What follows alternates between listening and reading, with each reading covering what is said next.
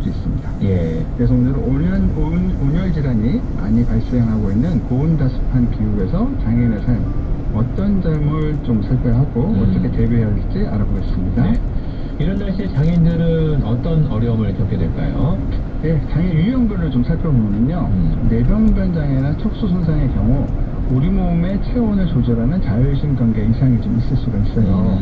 이 경우 땀을 흘리거나 혈관을 확장하는 등 체온을 낮추는 기능이 원활하지 않거나 너무 원활해서 땀을 많이 흘리는 경우가 있습니다. 근데 이 원활하지 않은 경우에는 열사병이나 일사병에 걸릴 위험이 좀 높아지고요. 특히 뇌병변 장애인의 경우 같은 활동량에 비해서 땀 배출량이 많으니까 이것도 또 나중에 문제가 될 수 있습니다. 근육이 약한 장애에는 신체 활동을 통해서 열을 발산하기가 어렵잖아요. 또한 근육 경직이 심한 경우 근육 자체에 발생하는 열이 많아져서 열에 좀 취약할 수가 있습니다. 그 다음에 마지막으로 장애로 인한 자율신경계 손상이 좀 있는데 희상하부 등 감정을 조절하고 음식의 섭취량을 결정하는 그 뇌하수체의 호르몬 분비에 관여를 하는 게 있는데 이 자율신경계 활동에 빠져서 안 되는 기관이 바로 우리 몸의 신체 온도계입니다. 근데 이런 신체 온도계에 문제가 있으면 체온 조절이 안 된다. 그러면 전체적으로 건강에 이상이 있을 수 있습니다. 예. 땀을 제대로 배출하지 못해서 체온 관리도 어렵다면서요. 네, 그렇습니다. 땀은 우리 몸의 체온 조절에 핵심적인 역할을 하니까 땀 배출이 원활하지 않으면 열을 효과적으로 식히지 못해서 온열질환, 열탈진이나 열사병 등 발생 위험이 있습니다. 신체는 주로 열을 손실해서 스스로 열을 식힙니다. 땀으로 인한 수분 증발은 젖은 표면으로부터 다량의 열을 뿜어내고 이게 피부를 식혀주는데 근데 생활하면서 땀을 낼 기회가 운동이잖아요. 장애인의 경우 이 운동의 기회가 별로 없어요. 더우면 더 없어요. 밖으로 못 나갑니다. 그렇죠. 그러다 보니까 땀 배출의 기회가 적은데 아무래도 대부분 실내에 머무르니까 이제 이러죠. 특히 발달장애인의 경우 향정신성 약품과 또 특정 약품의 경우 땀 생산을 막는다고 해요. 그러다 보니까 몸의 체온 조절이 이제 안 되는 겁니다. 그 만성질환 관리에도 어려움이 있잖아요. 장애를 떠나서 당뇨병, 심혈관 질환 등 여러 만성질환을 가지고 있는 장애인은 고온에 노출되면 증상이 악화가 되는데 그 중에 두드러지는 것이 바로 당뇨입니다. 국립재활원 자료에 따르면 20세 이상 장애인의 당뇨병 유병률은 24.4%, 비장애인 11.5%에 비해서 약 2배 정도 높습니다. 의학신문에 따르면 전체 장애인의 80% 이상이 만성질환을 앓고 있고 또 평균 2.5개의 만성질환을 보유하고 있는 것으로 나타났는데 이 중에 당뇨병이 가장 높은 비율을 차지합니다. 이러한 그 상황에서 고온다습한 기후는 먼저 혈당 조절에 어려움이 있다고 해요. 더운 날씨로 인해서 활동량이 줄어들면 혈당이 높아지기 쉽고요. 반대로 너무 더운 날씨에 무리한 운동을 하면 저혈당으로 또 빠질 수가 있습니다. 그리고 합병증 위험이 증가하는데 당뇨병은 온열질환, 열경련, 열탈진, 열사병에 대해서 매우 취약한데 체온 조절 능력이 저하될 수 있고 또 탈수 현상도 높고 또 심혈관계 부담도 있는데 아무튼 고온다습한 환경은 심장에 큰 부담을 줄 수 있으니까 그러니까 당뇨가 굉장히 좀 무서운 거죠. 그 일상생활을 할 때도 어려운 부분이 있어요. 네, 그렇습니다. 이 모든 가정이 그렇지만 에어컨을 장시간 켜둬야 하니까 경제적 어려움이 좀 있어요.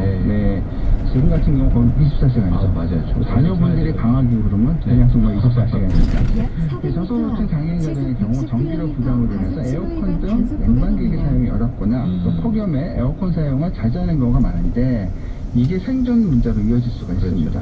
그런데 이런 상황에 날씨에 대한 정보 부족을 또 체감을 해요. 왜냐하면 뭐 오늘 어느 정도 날씨가 어떻게 될지 모르잖아요. 이를 대체할 수 있는 쉼터 정보 등에 접근하기 좀 어렵고 또 적절한 대처도 어려워요. 또 폭염 시 건강 악화를 확인하고 지원해줄 사람이 또 주변에 없으니까 고립의 또 위험이 좀 있습니다. 특히 요즘 뭐 1인 가구가 많잖아요. 1인 가구의 경우에는 건강관리와 응급 상황 대처에 어려움이 있고 또 신체 활동 제한이라든지 체온 조절 능력 저하가 있을 수 있고요. 물 섭취가 어려서 탈수 현상도 있고 또 식사 준비가 어려우니까 영양 불균형으로 이어질 수가 있습니다. 여기에 이제 주거 환경에서는 일단은 이렇게 고온다습하면 위생 관리가 어렵잖아요. 곰팡이나 해충 등 아주 취약한 부분들이 좀 있고 심적으로 이게 고립감이 높아진다고 합니다. 좀 더 적극적으로 고온다습한 기후에 적응하는 방법이 있을까요? 네, 먼저 이제 기초 대사율을 높여야 돼요. 이거 살 뺄 때 많이 나오는 얘기잖아요. 예, 기초 대사율을 높이는 것이 건강한 체온 유지에 도움이 됩니다. 그러기 위해서는 가장 기본적으로 이제 근력 운동을 좀 해야 되고, 네. 자주 물을 마시고, 단백질을 섭취하고, 약간 추운 곳에서 활동해야 기초 대사량을 늘릴 수 있다고 하는데 이게 네. 쉽지는 않아요. 아유, 그렇죠. 그래서 장애 유형별로 기초 대사율을 높이기 위한 운동법도 개발이 돼야 되는데 이 가급적 실내에서 스스로 기구를 가지고 할 수 있는 정도의 어떤 운동 프로그램 이런 것들을 찾아서 좀 스스로 좀 해야 되지 않을까 좀 생각이 됩니다. 네. 그 옷도 좀 신경 써서 입어야 하지 않을까요? 예, 먼저 의복에 좀 변화를 줘야 돼요. 우리 이제 반바지가 그냥 와 닿잖아요. 네. 예전에 반바지 입으면 뭐라 그랬는데 예, 이게 출근하는 너무 분도 있습니다. 예. 꼭 맞는 옷을 입으면 피부로부터 땀 증발을 방해한다고 하고 또 척수장애인을 위한 옷은 개발하는 것도 좋지만 가지고 있는 것을 이용한 코디도 좀 필요한 것 같아요. 예. 특히 이제 발달장애인을 위한 체온 조절이 가능한 속옷이 있는데 이제 바디슈트 모양으로 되어 있어서 몸을 완전히 감싸고 이제 허리 부분에 옷이 빠져나오지 않게 체온 유지에 도움되는 이런 제품들도 있습니다. 네. 그래서 이제 의복에 좀 변화를 줘야 되고 아무래도 간편하고 좀 빨기 쉽게 또 세탁하기 쉽게 되어야겠죠. 그리고 체온 조절 방법도 교육이 좀 필요해요. 특히 발달장애인의 경우 외부 화상 등의 대처가 좀 어렵고 생활교육 상황에서 이런 경우 반복 교육이 필요합니다. 이게 흔히 등 같은데 시퍼렇게 되는 모르는 경우가 있거든요. 또 체온 조절이 가능한 주거 공간 관리가 좀 필요한데요. 여름에는 오히려 조금 춥게 자는 것도 숙면과 체온 조절에 도움이 됩니다. 또 체온 조절을 위한 편의용품이나 편의시설도 좀 개발이 돼야 되는데 이게 우리나라가 좀 부족해요. 이제 척수장애인 체온 조절을 위한 전기 매트라든지 온풍 장치와 온도를 감지할 수 있는 보조공학 제품, 또 냉풍 장치 이런 것들이 좀 많이 보급이 됐으면 좋겠습니다. 오른쪽 네. 방향입니다. 그 체온 관리도 삶의 질의 일부인데 정책적인 지원도 필요하겠죠. 네, 이게 좀 중요한데 첫 번째 장애인의 기후 환경 취약성을 고려한 포괄적이고 맞춤형 지원 정책 마련이 좀 시급해요. 예, 이래서 일단 실태 조사, 과연 어떤 장애 유형에서 어떤 가정이나 어떤 생활에서 무엇이 필요한지 이런 실태 조사가 좀 돼야겠고요. 또 맞춤형 위험 지도 구축이 좀 필요한데 이게 지금 지역마다 다르고 이게 도시냐 뭐 도시가 아니냐에 따라서 좀 다르잖아요. 네. 이런 것들에 대한 그 위험 지도 구축이 좀 필요하고요. 장애 유형별 또 지역별 기후변화 영향에 대한 정기적인 실태 조사로 어떤 장애인의 특수한 취약성을 분석을 하고 피해 현황을 좀 파악을 해야 됩니다. 네. 일종의 어떤 뭐 지도를 만드는 거죠. 이를 기반으로 폭염이라든지 한파 위험 지도를 구축을 해서 취약 지역과 이제 계계별로 대응이 가능하도록 해야 되는 부분들이 정부의 할 일이고요. 두 번째는 재난 대피와 대피 시스템 개선이 좀 필요합니다.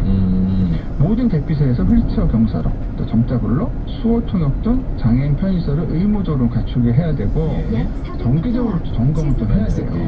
그리고 장애 유형별로 맞춤형 재난 정보 시스템, 장애 경보 시스템이라 좀 수호 통역이나 점자 안내, 쉬운 글 안내 이걸 좀 구축을 하고 재난 정보를 전달하는 다양한 채널을 좀 확보를 좀 해야 될 것 같고요. 네.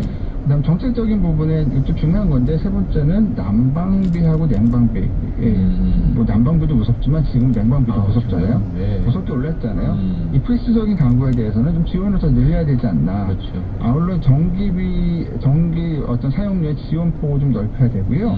매년 여름 체온 조절이 힘든 장애인 가정에 전기료 누진 폭탄을 좀 걱정들을 많이 하는데 그렇죠. 이런 거에 대해서 많이 좀 경감을 좀 해줘야 될 것 같습니다. 또 이게 또 효율 좋은 냉난방기 시설의 교체 지원도 생각해 봐야 되는 거 같아요. 뭐가 있었는데 요즘처럼 좀 극장 상황 좋지 않을 때 이런 장르가 더 유리하지 않을까 하는 생각도 듭니다. 자, 영화와 OTT를 소개하는 라디오 팝콘 오늘 여기서 마무리하겠습니다. 저희가 이제 프로그램 최단장 하면서 오늘이 우리 최은영 영화평론가 함께하는 마지막 시간이에요. 아쉽지만 그동안 영화와 OTT 이야기 정말 재밌게 풀어주셔서 너무나 감사하다는 말씀 드립니다. 많은 분들이 들어주셔서 감사합니다. 네, 고생 많으셨습니다. 고맙습니다. 네, 감사합니다. 네, 세상의 모든 정보 오늘 순서 여기서 마무리합니다. 모바일 커피 쿠폰 당첨자는 홈페이지 공지사항에서 확인하실 수 있고요. 끝으로 데이브레이크의 팝콘 함께 들으시고요. 저는 내일 다시 찾아뵙겠습니다. 행복한 오후 보내세요. 아나운서 임지웅이었습니다. 고맙습니다.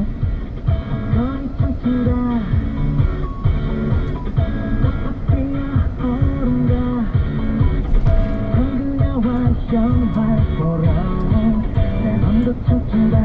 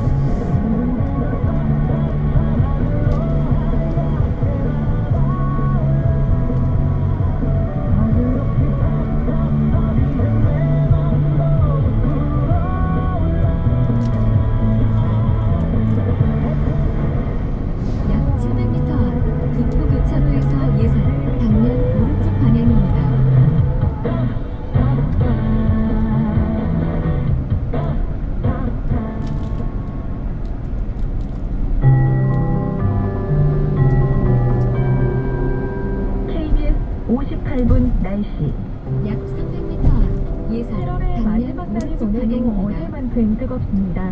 이제야 8월을 하루 앞두고 있는데 벌써 7월 한 달간 서울의 열대야 일수가 잠시 22일로 후 기상관측 오른쪽 이래 방향입니다. 최고를 기록했습니다. 이어서 왼쪽 지난밤 서울의 방향입니다. 기온도 29.3도에 머물며 역대 가장 무더운 밤이었는데요. 앞으로 8월에도 폭염과 열대야는 계속되겠습니다. 티베트 잠시 후 고기압과 왼쪽 북쪽방향 방향입니다. 고기압이 우리나라를 겹겹이 덮고 있어 열기가 계속 축적되기 때문인데요. 여기에 남동풍까지 불면서 우리나라 북서쪽 지역을 중심으로 약 기온이 더 4km 높게 왼쪽 오르겠습니다. 방향입니다. 현재 전국 대부분 지역에 폭염 경보가 발효된 가운데 체감 온도는 30도에서 36도의 분포를 보이고 있는데요.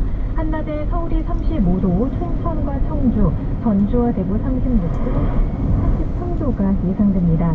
자외선도 몹시 강합니다. 특히 전남, 해남은 자외선 지수가 위험 수준까지 올랐는데요. 야외 활동을 삼가는 게 좋겠습니다.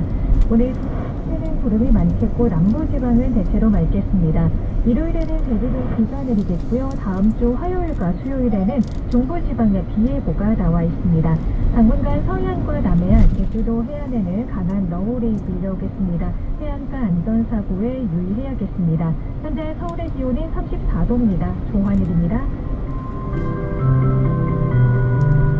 약 300m 앞 시속 50km 과속 신호위반 단속 구간입니다. 정성을 다하는 국민의 방송 KBS가 2시를 알려드립니다. AM 1062kHz, FM 89.3MHz, KBS 청주 라디오입니다. HLKQ.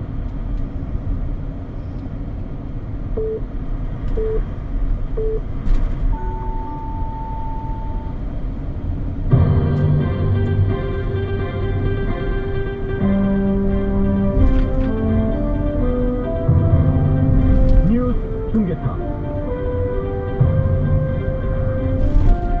여러분 안녕하십니까, 김혜송입니다. 뉴스 중계탑 먼저 주요 뉴스입니다. 한미 무역 협상이 타결됐습니다. 우리나라는 미국에 3,500억 달러를 투자하고 1,000억 달러의 에너지를 구매하며 미국은 한국에 대한 상호 관세를 15%로 낮추기로 했습니다. 트럼프 미 대통령은 한미 무역 협상 결과를 발표하면서 2주 안에 이재명 대통령과 백악관에서 회담할 것이라고 밝혔습니다. 윤석열 전 대통령에 대해 검이 청구한 체포영장을 법원이 발부했습니다. 미국 연방준비제도가 트럼프 대통령의 거듭된 금리 인하 압박에도 기준금리를 다시 동결했습니다. 이상 이 시간 주요 뉴스입니다. 미국의 상호관세 유예 시한을 하루 앞두고 우리나라와의 무역 협상이 타결됐습니다. 미국은 한국에 부과하는 관세를 15%로 당초 발표보다 낮추기로 했고, 반면에 한국은 미국에 3,500억 달러를 투자하고 1,000억 달러 상당의 미국산 에너지를 구매하기로 했습니다. 보도에 김양순 기자입니다. 미국 트럼프 대통령이 한국과 완전하고 포괄적인 무역협정에 합의했다고 발표했습니다. 미국은 약 한국에 400m 부과했던 시속 25% 50km 관세율을 과속 신호위반 15%로 단속 낮추고 구간입니다. 한국은 3,500억 달러 규모를 미국에 투자하는 내용입니다. 한미 무역협상 타결 소식은 통상대표단이 우리 시각으로 오늘 오전 6시 50분쯤 미 백악관에서 트럼프 대통령과 면담을 시작한 지 30여 분 만에 전격적으로 발표됐습니다. 트럼프 대통령은 자신의 소셜미디어를 통해 한국이 3,500억 달러, 우리 돈 약 500조 원 규모를 미국에 투자하고 미국산 LNG 등 왼쪽 에너지 차로를 제품을 이용하세요. 1,000억 달러 규모로 구입하기로 합의했다고 밝혔습니다. 이어 한국 새 대통령의 선거 승리를 축하한다며 약 700m 앞으로 2주 안에 이재명 국제선거리에서 대통령이 미 왼쪽 백악관을 방향입니다. 찾아 정상회담을 열고 추가로 그에게 투자 소식을 전할 것이라고 했습니다. 한국이 미국과의 무역을 완전히 개방할 것이라며 미국산 자동차, 트럭, 농산물 등을 수용하는 데 합의했다고도 말했습니다. 러터링 미 상무장관도 한국과 미국이 역사적인 무역 약 협정에 300m 합의했다고 왼쪽 전했습니다. 방향입니다. 아직 발표되지 않은 반도체와 의약품의 품목별 관세에서 한국이 다른 나라에 비해 불리한 대우를 받지 않을 것이라고 말했습니다. 미국이 잠시 유럽산 왼쪽 의약품에 방향입니다. 15% 관세를 부과한 것을 최저 수준으로 언급한 것으로 보입니다. 이미 50%의 관세 부과가 발표된 철강과 알루미늄, 구리 제품에 대해서 약 1km 앞 우회전하세요. 발표됐습니다. KBS 신혁입니다. 대통령실로 협상 결과를 발표했습니다. 다만 우리는 한미 FTA에 따라서 자동차계획 12.5% 미국의 요구로 일괄에서 15%로 정해졌다고 설명했습니다. 강준환 기자가 보도합니다. 한미 관세협상 타결에 김용범 대통령실 정책실장이 오늘 아침 긴급 브리핑을 열고 합의 내용을 설명했습니다. 우선 미국이 내일부터 부과하기로 예고했던 상호 관세는 25%에서 15%로 낮아졌습니다. 일본, EU가 미국과 합의한 것과 같은 수준입니다. 우리의 주력 수출 품목인 자동차 관세도 15%로 낮아졌는데 김용범 정책실장은 FTA에 따라 12.5%를 주장했지만 15%로 정해졌다며 약 아쉬운 700m 부분이라고 말했습니다. 우회전하세요. 추후 부과가 예고된 반도체와 의약품에 있어서도 최애국 대우를 받아 다른 나라 대비 불리하지 않은 거라고 설명했습니다. 우리나라는 또 미국의 3,500억 달러 규모의 투자를 진행하기로 했습니다. 이 가운데 1,500억 달러는 미국과의 조선업 협력 확대 차원에서 한미 조선 협력 펀드로 조성됩니다. 선박 건조와 유지, 보수, 정비, 조선 기자재 등 조선업 전반을 포괄하게 되고 우리 기업 수요에 기반해 구체적으로 투자될 예정이라 설명입니다. 조선 분야 외에도 반도체와 원전, 2차 전지, 바이오 등에 대한 재미 투자 펀드 역시 2천억 달러가 조성될 예정입니다. 임 실장은 협상 과정에서 관심을 모았던 쌀과 소고기 시장 추가 개방은 없을 거라고 밝혔습니다. 미국의 강한 저항류가 있었지만 식량 안보와 농업의 민감성을 감안해 추가 개방하지 않는 것으로 합의했다는 설명입니다. 고정유지도 데이터 관출 문제나 방위비, 무기 수입 협상 등은 별개의 이슈로 이번 협상 결과에는 포함되지 않았다고 밝혔습니다. 또 온라인 플랫폼법과 유흥기능 시스템 구매 요구도 없었다고 전했습니다. KBS 뉴스 강준원입니다. 정부는 이번 협상에서 쌀과 소고기는 플러스 공시로 했다고 밝혔습니다.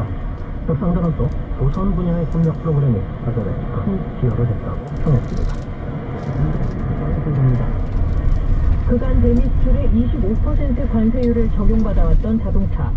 이번 협상으로 관세율이 15%로 낮아지며 일본, 유럽연합과 관세율이 같아졌습니다. 한국으로선 관세율이 경쟁국들보다 높을 경우 있게 될 막대한 피해에 대한 우려를 일단 절개됐습니다. 다만 트럼프 정부 이전 일본과 유럽연합산 자동차 관세가 2.5%, 우리는 FTA를 무관세였던 걸 감안하면 아쉬운 부분이라고 정부는 밝혔습니다. 미국의 개방 압력이 거셌던 농산물. 트럼프 대통령은 한국이 농산물 등 미국산 제품을 받아들이기로 했다고 언급했습니다. 이에 대해 정부는 쌀과 소고기는 추가 개방하지 않는 걸로 밝혔습니다. 우리 정부가 협상 카드로 내밀었던 조선업은 한미 협력을 크게 늘리기로 했습니다. 우리 정부가 미국에 투자를 약속하며 조성하기로 한 3,500억 달러 규모 펀드. 이 가운데 1,500억 달러가 조선업에 투입됩니다. 한국과 미국이 상호 이득을 볼 수 있는 분야로 꼽히는데 선박 건조와 유지, 보수, 정비 등 조선업 전반에 대한 협력이 포괄적으로 이뤄질 거라고 대통령실은 밝혔습니다. 미국산 수입을 늘리기로 한 FTA 행정. 이 경우 우리가 통상적으로 수입하는 규모라